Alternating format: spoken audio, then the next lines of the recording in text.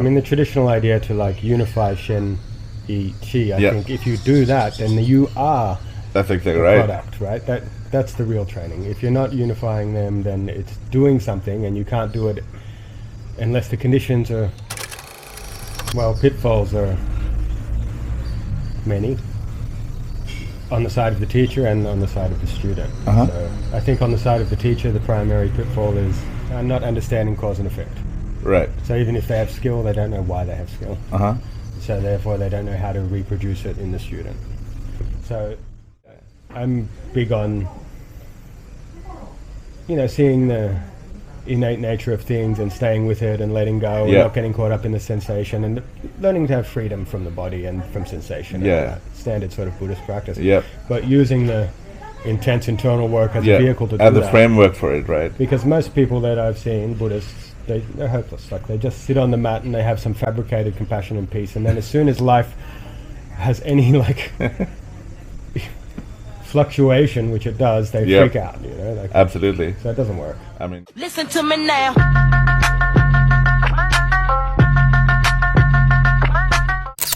Cool. I'm with Adam Mizner here today. We're just enjoying a little bit of coffee.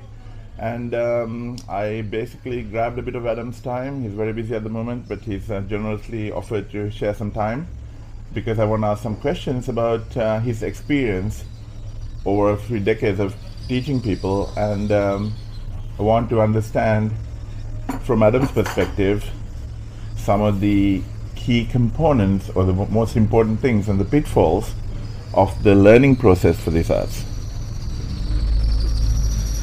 Well, pitfalls are many on the side of the teacher and on the side of the student. So I think on the side of the teacher, the primary pitfall is not understanding cause and effect. Right. So even if they have skill, they don't know why they have skill. So therefore they don't know how to reproduce it in the student. So kind of the best people I've met, they are what they are because of their life. Right. It's not because of one particular exercise or anything else. It's accumulative, it's multifaceted of all the trials and tribulations of their life that made them who they are.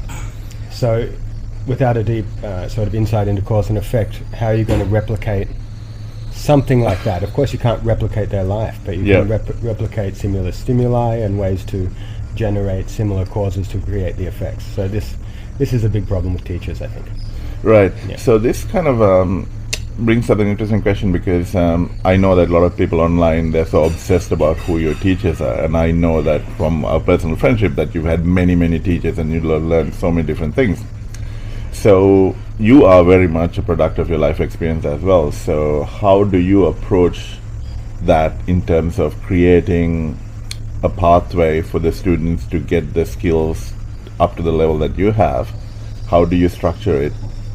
Well, one of the mistakes is to kind of go, okay, here's where I'm at, this is what I'm doing, and try and teach that to the student.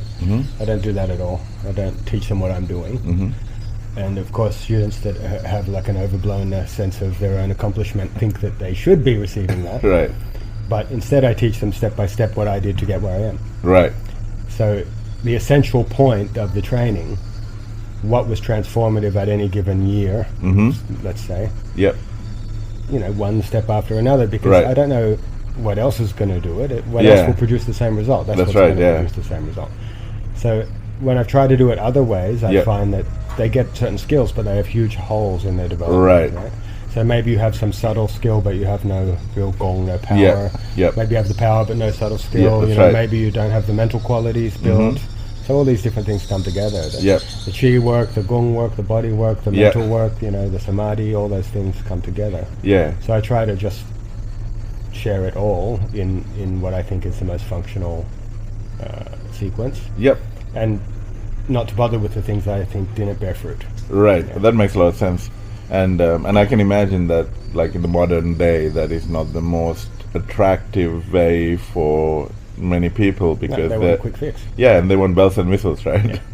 They want a fancy form and a fancy quick fix where they can do a party trick, right? I can do something. It took me a couple hours. I can do something, but it's worthless. I mean, Kung Fu is the transformation of your being over time, not something you can learn to do. If you can learn to do it, it's not Kung Fu. That's right. I mean, the whole meaning of the word Kung Fu is also skill built through hard work and perseverance over a long period of time, right? That's it. So it's completely against even the definition of it if you wanted to have these things quick.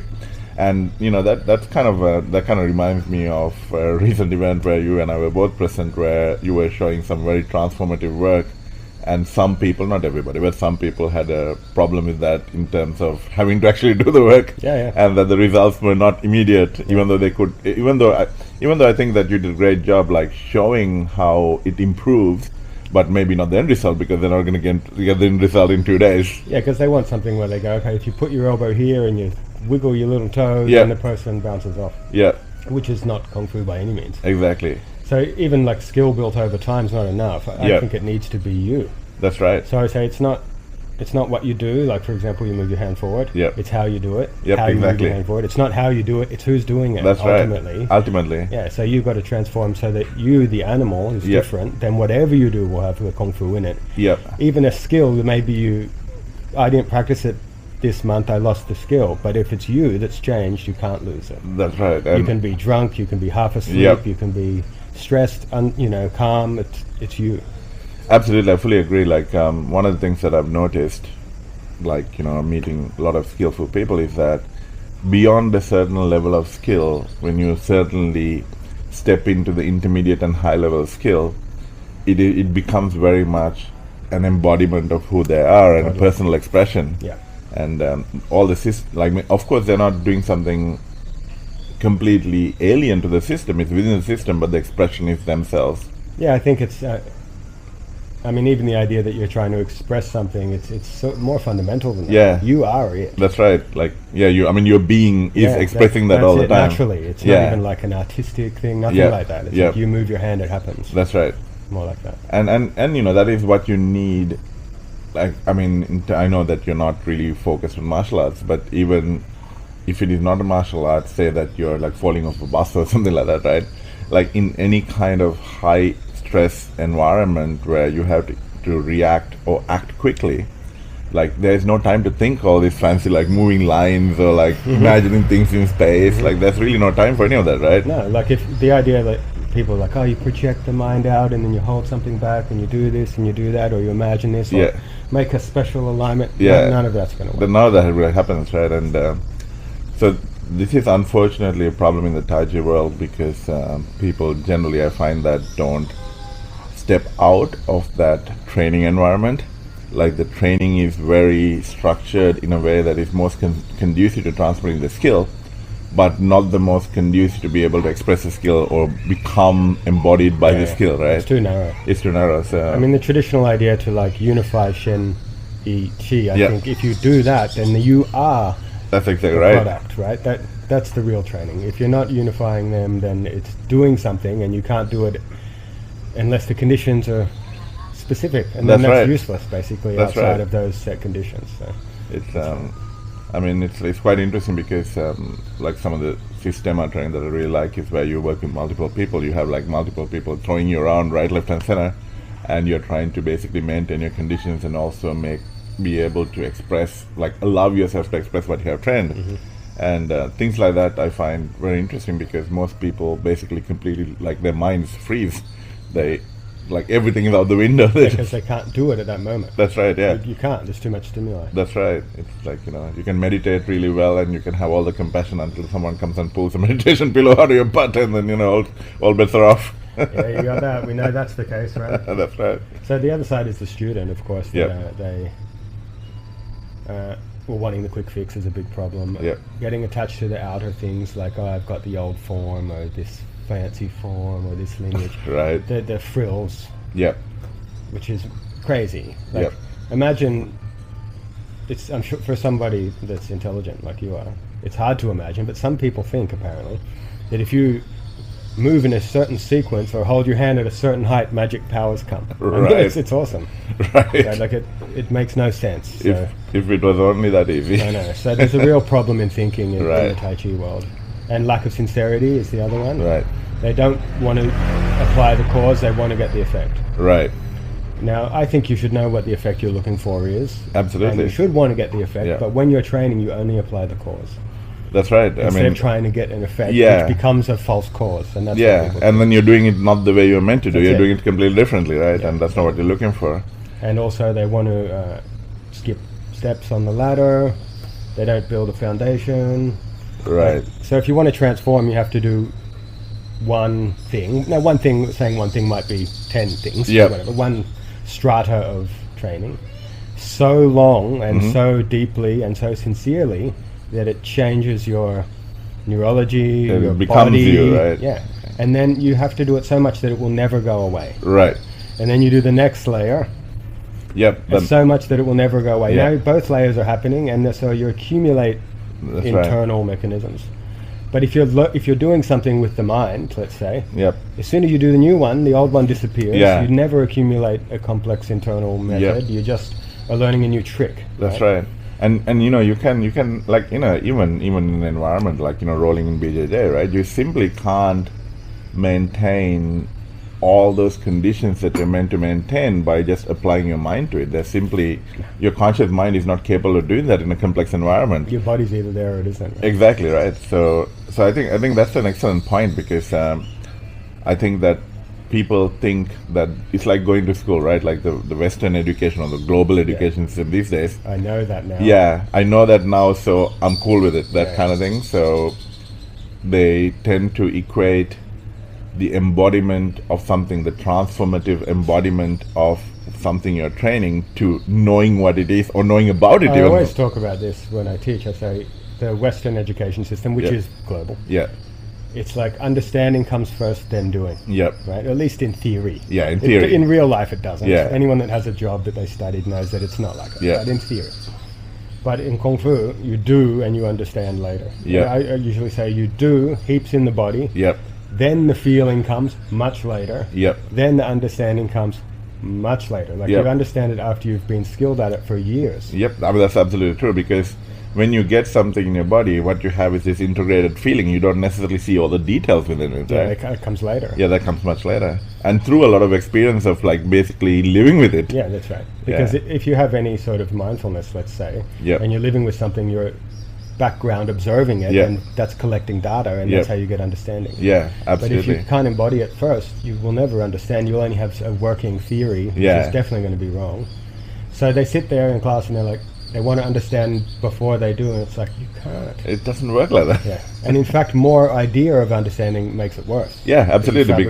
Because you're fabricating a caricature of what the real thing is. That's it. That your conscious mind can speculate and grasp, right? Yeah. So this is why people fail, I think.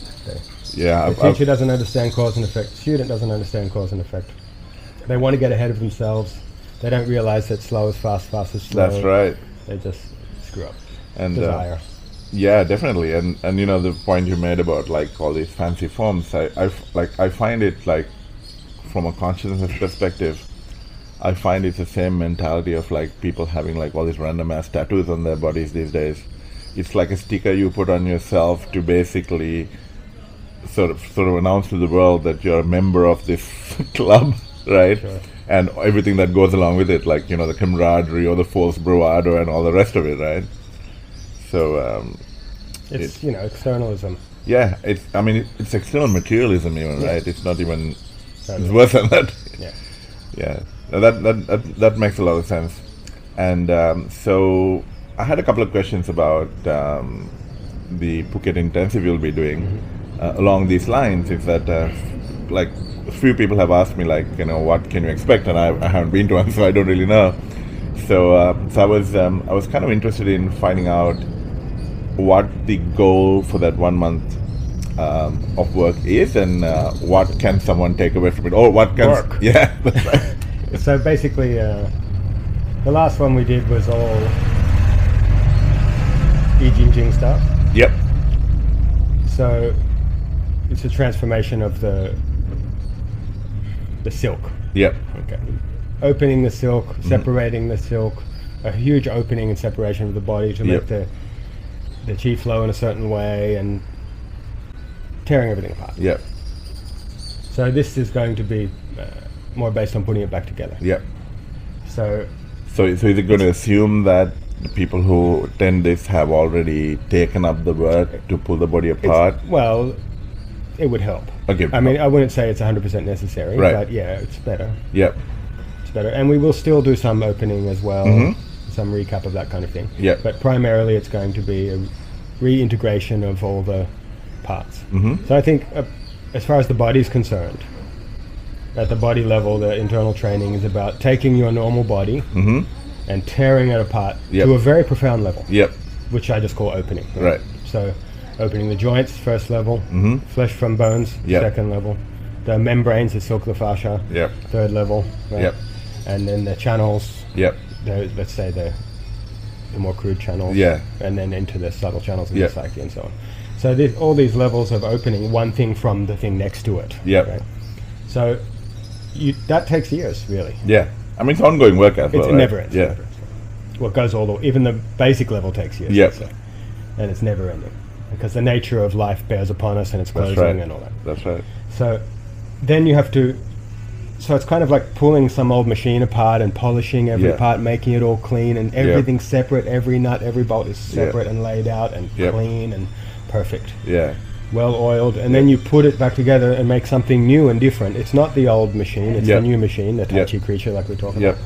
So this month is going to be more about the integrating, putting the machine back together. Right. Yeah.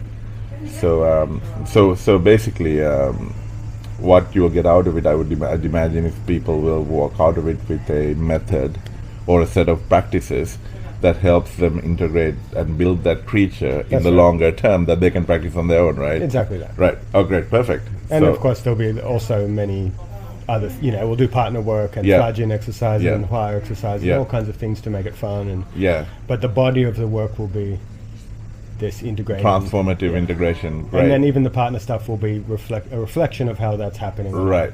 So people can experience how it's slowly beginning to come together. Yeah. Great, and you're going to have a fair few instructors as well, right? It's not just you doing this. I always have a team of very senior guys. I mean, they're good, my seniors. Absolutely. I mean, I've let them touch any famous name out there, and I'm confident in their skill. So.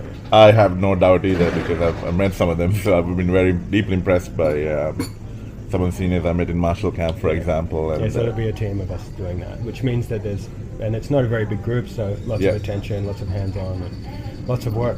Yeah, lots of work, and that's the transformative aspect of it, right?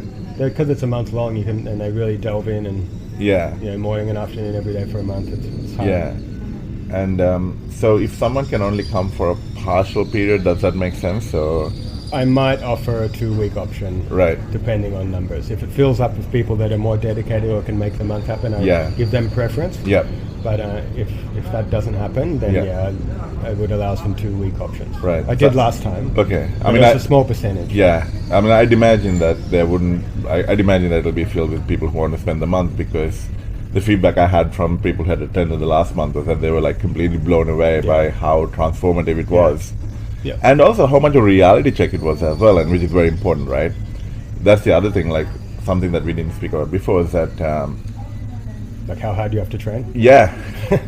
People that have been doing this same exercise, some of them, for years. Yep. And they came, and in the first week, there were people were vomiting in class and stuff. Right. I mean, like just because of the opening. Right. And oh wow, this is the level you have to train it at. It's like yeah. And then they really get the transformation. Yeah. Like true transformation happens at the end of the curve of extremity. Like that's right. Not in the middle. Absolutely. I mean, there's no growth in comfort, right? And that's the thing. And I don't think a lot of people who get into internal arts. I mean, I know a dear friend of ours likes to joke about this, saying that it's only hippies who get into this, right? Yeah. But it's like a lot of people who get into it, they don't quite understand how much work is involved. Oh, it has to be a phenomenal amount of. And to be honest, I didn't know either. And if I knew, I may not have gotten into the. I'll do something else. Yes, right. So maybe it's not a bad thing, but realistically, to get results, you have to understand how much work it's going to take. You can't have extraordinary results with mediocre effort, right? Totally. Yeah. So. And sincere effort. Yes, right. The reason why it's difficult, in my experience, coming from a hard kung fu style, which was also vicious, my old school. Very hard training, you're always black and blue, so it's definitely hard. But then I took that mindset of how to train, not what to train, from there into the Tai Chi. Yeah. But to apply the same kind of effort in internal is many times harder, because the Shen must be contained within, the Yi within. You can't be out on the enemy, you can't be out on the bag. You can't distract yourself with what's happening on the outside. You can't use aggression, distract it. You have to be truly absorbed and hyper aware of all sensation. So when the suffering arises from bitter work, you have to stay with it. You can't sort of push on through. You can't check out. No. And external training you can kind of check out, right? Like when people run, for example, the reason why they like it is because it makes them check out. That's right. But this is the opposite of checking out. That's right. You have to be there all the time and just work through it. So the same amount of units of hard work feels much more challenging. And actually that's something I would like to talk a little bit more about, because so sounds like a lot of this in your experience is very similar to the Buddhist training you did with Ajahn Jamnian as well. Totally.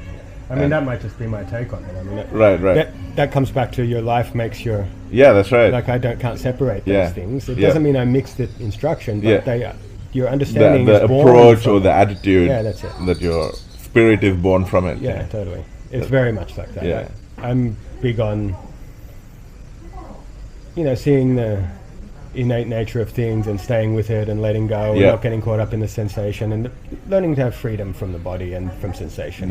Standard sort of Buddhist practice. But using the intense internal work as a vehicle to do that. As a framework for it, right? Because most people that I've seen, Buddhists, they're hopeless. Like they just sit on the mat and they have some fabricated compassion and peace, and then as soon as life has any fluctuation, which it does, they freak out. Absolutely. So it doesn't work. I mean, most people that I've met from the lay background, and I was born in Sri Lanka, right? It's a Buddhist country, which actually gives certificates for attainments these days, apparently. Oh, really? Yeah, when you go to meditation class, they give you you obtain Sowan and all this stuff. That's amazing. It's ridiculous. So it's like, so in those environments, I find people basically have these false notions of what these things actually mean. Like, for example, equanimity is not apathy, right? And they can remain apathetic to a degree until they're hit by something that they really care about, and then all hell breaks loose, right? And there's a problem in modern culture with this sort of having apathy towards things, tolerating everything, just having sort of no juice, no personality, like a misunderstanding of the Eastern traditions. That's right. How can you care about that? You should just have equanimity. It's like, well, I care about beings. Exactly, and the notion of compassion is also like sort of it's kind of like somewhere between pity and self-importance. You know what I mean? Like not really. Like sometimes the most compassionate thing you can do to someone is like slap them out of their stupor, right? Sure. Like it's not like, do you feel okay? Let me validate the shit you're going through. The opposite of compassion. Yeah, exactly. It's I mean, I can understand from psychology, like modern practice of psychology point of view, I can understand that you would want to validate someone to feel someone that their condition is accepted to help them through it, but not addressing the problems and sweeping it under the carpet, and we're celebrating them, right? Modern spirituality has been dumbed down to become psychology. Yep. And spirit is beyond psychology. It's beyond the mind. That's it. And so I think that's a huge disaster in the spiritual world, where all this instruction is taken at a psychological level. Yep. It's like your psychology has almost nothing to do with it, only as much as it's a barrier. That's it. It's just a veil to get through. That's right. So they try and make this sort of holy psychology, which is another layer of bullshit, right? Yep. It doesn't really matter if it's a nice one or not a nice one much. It's about getting through it. Absolutely, and this brings by one of my pet peeves, which is the mindfulness nonsense, right? Totally. Like, I mean, like it's obviously borrowed from Buddhism, and Buddha never said mindfulness; he said right mindfulness, right? Yeah, that's right. Like, what are you going to be mindful of? Yeah. And I've got friends in the field of psychology, and I've heard these stories about people going through these mindfulness practices. It'll mess you up. Like suddenly becoming like paying attention to all the shit that they didn't need to, and like a lot of them fabrications in their own mind. And completely losing it. Yeah. It's it's right mindfulness and self-awareness is the sentence that the Buddha normally uses. Yeah. And so it's not just when I wash the dishes, I know I'm washing the dishes. Yeah. It's silly. Like, how could you not know you're washing the dishes? I mean, seriously. Stay in the present. That's the other thing. Where else are you going to be? Where else are you going to be? I mean, you can only stay in the present. No, it's meaningless. It might be some kind of psychological way to view things, but it's just that. It's just the psychology. It's just thought. It's just mind. Again, goes back to the education system, where you're basically trying to please the intellect that you know, or that you know what you're talking about, rather than actually engage in the practice to experience it, right? I mean, I think proper training is about the body, yep, the chi, and the consciousness. Yep. There's no mind in there. Yeah, that's right. It's not one of the important ones. It's not part of the Trinity. It's just in the way. That's right. It's the block for all of them, actually. Yeah. And this is the other thing, like a lot of people, when they think about internal arts, they talk about Yi, and they think that is basically imagining something and applying your willpower so hard to it until it manifests itself, right? They totally misunderstand Yi. Yeah. It's totally. And the thing is that, like, you know, with applying the willpower, you can get some results. I'm not saying quick results. Yeah, quick results, right? And a quick shallow result. Yeah, the problem is you hit the glass ceiling, and you transform yourself into applying your willpower into imagination. Next thing you know, you end up believing crazy shit, right? Oh, believe me, I know all about it. Like, it's I've done lots of that kind of thing, and I don't think it bears the right fruit at all. Right. Yeah. I mean, it's a misunderstanding about what the E is and how to use it in internal arts, or even in meditation. Really. Yeah, absolutely. Yeah. In Tai Chi, it's E's misunderstood, Shen's misunderstood. Yep. They don't realize you're meant to contain within. It's always sort of out, and like trying to get an effect which is out. Yeah. Everything's out. And containing within is the most important thing. Like one of my teachers, one of the points that he used to make was that he said that, in Tai Chi, the join is very important, and if you are trying to overcome someone else, if you're not within, and if you're trying to apply yourself to something, you are creating a separation. You are actually working against the join. Yeah. So, it's, it makes sense. So, I know that there's a lot of subjectivity to this, but in terms of people training by themselves, like if they have the right method, training by themselves, I have a couple of questions. So first is that what kind of feedback is the right feedback for them to keep it real? Because I find that people tend to go off on a tangent sometimes in their training by themselves and making all these things in their mind and not really validating if they're getting the right results. And the second one was about like time, like how much time should someone dedicate to have reasonably good results? I think trying to validate is a mistake. Right. So what I mean by that is, they validate in their own mind, right? Mm-hmm. Which means that their thought is getting in the way. They're no longer just following the method. Mm-hmm. So they're sort of working it out. Yeah. Right? Yeah. And then maybe they may meet someone, Joe Blow around the corner, that does something else, and they play, and then they do something and get what they consider a desirable effect. And then they use that as a reference point to validate in their own mind. Right. So I think it comes back to being sincere about the instruction and just being so disciplined to not corrupt the instruction. Yep. And to just keep applying the causes until it changes you. Yep.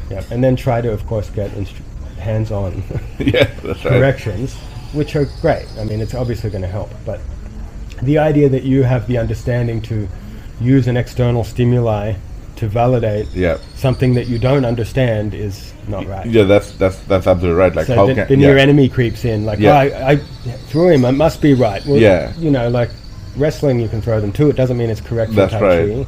That which works is the near enemy. Right? That's right. And most people fall off the path because of that which works, not because of that which doesn't work. Yeah. And they get caught in something. Yeah, absolutely. And this is where, I mean, I know it's a dirty word these days, but like I've had some teachers specifically use the word faith. No, I'm pro, extremely. Yeah. Yeah. It's so extremely. So if you don't have faith in the consciousness of the art or faith in the lineage of the teachers to have prescribed to you the right pathway, then you're always going to be doing something else because you're doubting the method and you're trying to like sort of... Because you're trying to grasp onto belief. And belief and faith aren't the same thing. Yeah. It's the unknown. Faith is through the unknown. That's right. It's not like, I believe in what he said, therefore I understand it, and it's not. Yeah, that. It's kind of the opposite of that. Actually. It's complete opposite of that, right? I mean, it's like if you look from spiritual traditions, faith is in something that is fundamentally unknowable. Yeah, that's it. Right. So that makes a lot of sense. And I think that, I mean, I know it's a dirty word these days. Faith. No. All the good stuff are dirty words these days. It's upside down times. That's right. And for time was the other part, right? So time You mean how much time do they need to put in? Like reasonably, like to expect reasonable results.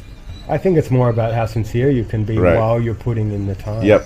Like I've met people that do an exercise for an hour and 2 hours, right? But they can't do the same exercise with me for 5 minutes. Yep. So how deeply can you absorb? Yep. How profoundly can you saturate? How accurately can you do it? Yep. With how much gusto, how much sincerity? And then you're squishing many hours into minutes. So I think it's more the quality of the absorption in time. Yep. And it's a luxury if you have more time. Great. Right. But just spending time going through the motions without that sincerity is... Yeah, I mean, that makes perfect sense. So it's more about, like, it's basically, it really boils down to sincerity and surrender to the method, Absolutely, right? Giving yourself completely to what it is that you're cultivating, right? I think so. Not sitting in the back going like, oh, maybe I'll change it a little bit here because that feels better to me. Yeah. But as if your frame of reference is trustworthy. That's right, exactly. Wrong by definition. By definition, there's a reason why you're doing the training, right? Because you're not there yet. That's it. Right. Yeah, that makes perfect sense. Yeah. And it's interesting how these things are never really discussed, because it's always about the criteria that is used. Is like, like, oh, look at this trick, I can push people around, or like, like, oh yeah, I can hit really hard, like that kind of stuff. Those become the measuring, like, KPI in a way, right? The key performance indicators for them determining whether something's effective or not. Yeah, but a wrestler can push people around. And Exactly. A boxer can hit hard. And they're not Tai Chi, right? That's the thing, and they're not all the same thing. No. And the indicator should be how correct it is. Yep. That's it. And how correct, the assessment as to how correct something can only be given by someone who's already attained it. Of course, because otherwise you don't know what it is. That's right. That's the problem, right? So they're trying to measure how they're going, but without the knowledge of what the outcome is. Yeah. Maybe like the external image of what they think it is. I got a nightmarish vision of all these people, like, arguing on Facebook about certain aspects of Tai Chi classics that I'm sitting there going, you guys don't understand what the hell you're talking about, right? Yeah, it's problematic. It's yeah. I mean, I guess it's like everything else, Kali Yuga makes it worse, but like everything else. It's hard, though. I think the idea that back in the day, this is a sort of thing, like, oh, there were so many good masters back then, and like, no. I think there were probably about the same. I would think so, and I read somewhere, like, someone was like supposedly quoting Sun Lutang, saying that in his experience, only 1 in 20,000 has a nervous system to actually be able to even do internal. I mean, I don't know, but yeah. I mean, I don't know. About, rare, yeah, right? it's rare. Like, I mean, I don't necessarily see it as like so much as an impossibility. Rather, like, I think maybe some of it lost in translation, but it feels like it's basically saying like only some people put in what it takes to actually master it. Well, your nervous system has to change. That's right, exactly. And so, final question. So this is something that I've personally experienced. Like, I mean, I've known you since about 2008, right?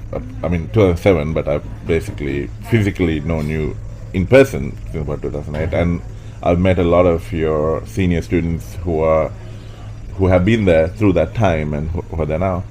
And one of the biggest things that I've noticed, this is something that I consider to be way more profound than any physical skills whatsoever, is that they all seem to have got their life together, and they're genuinely delight to be around, like compassionate, helpful, open human beings. Because the training transforms the person. Right. It's not just a skill. You change.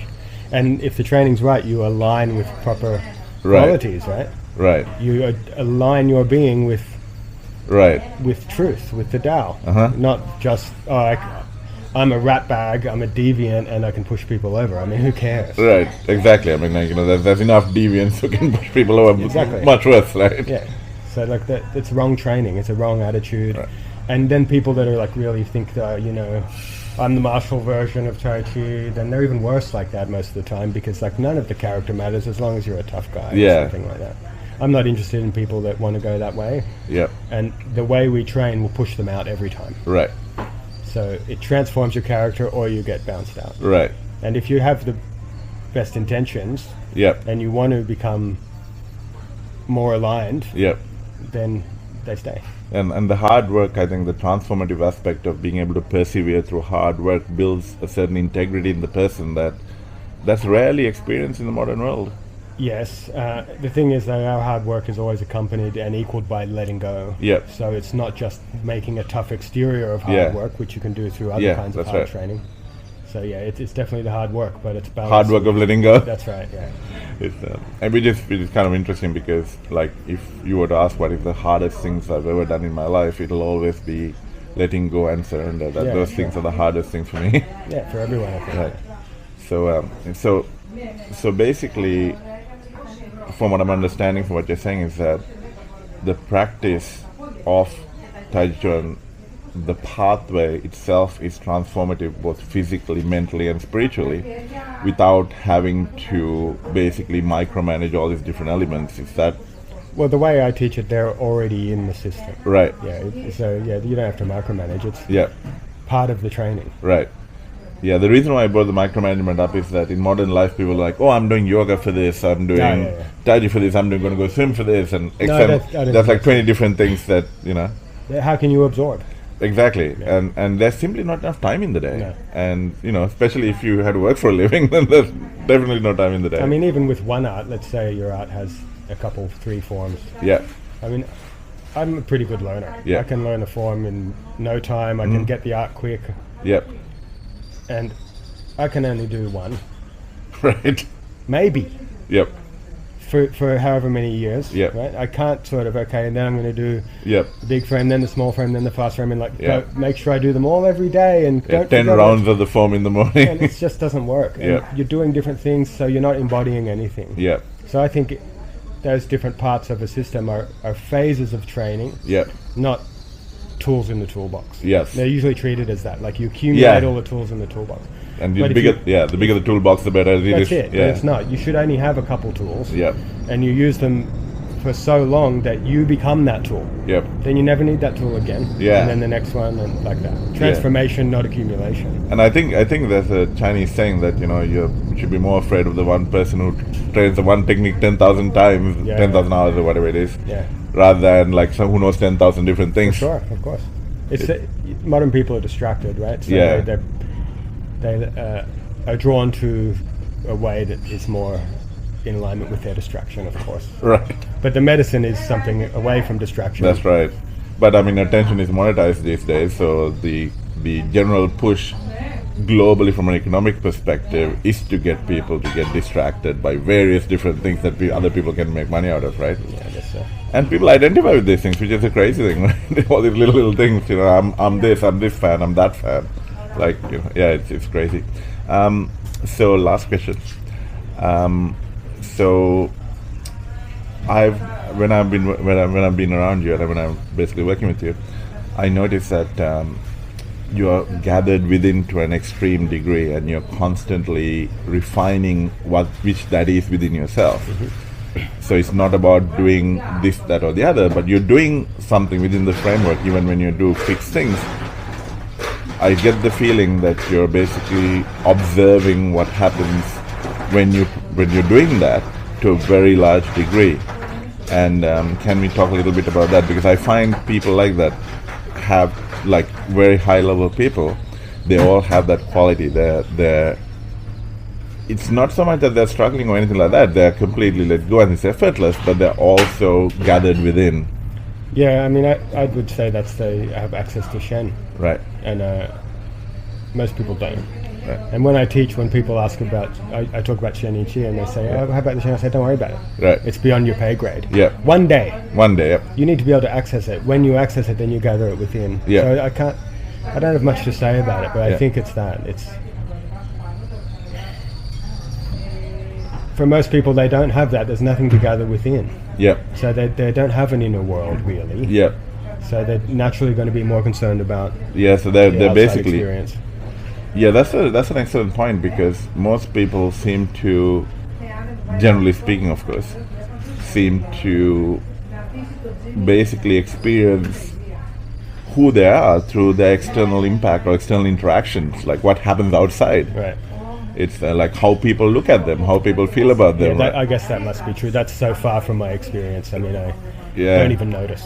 It's and you can see that a lot in like where you have physical interactions.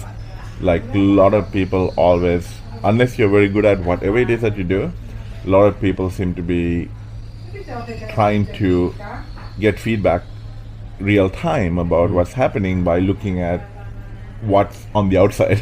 Right. Like what interactions that you have with the outside, not the world that you have within. Yeah, so they become bound, right? Yep. By like coming back to the Buddhist idea, they are building boundness. Yep.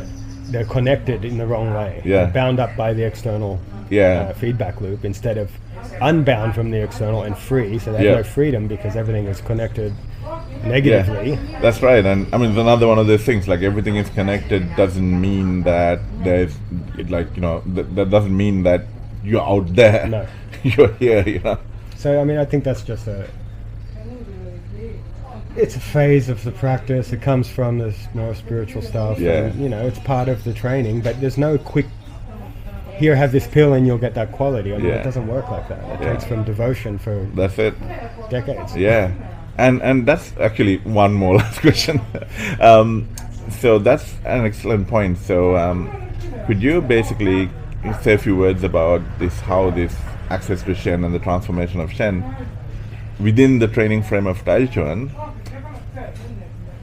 impacts the person from a psychological and a spiritual sense? Well, I think that in order to be able to access it, you have to kind of get beyond your psychology. Mm-hmm. It doesn't mean you don't have any. Yep. If you still have a personality. Yep.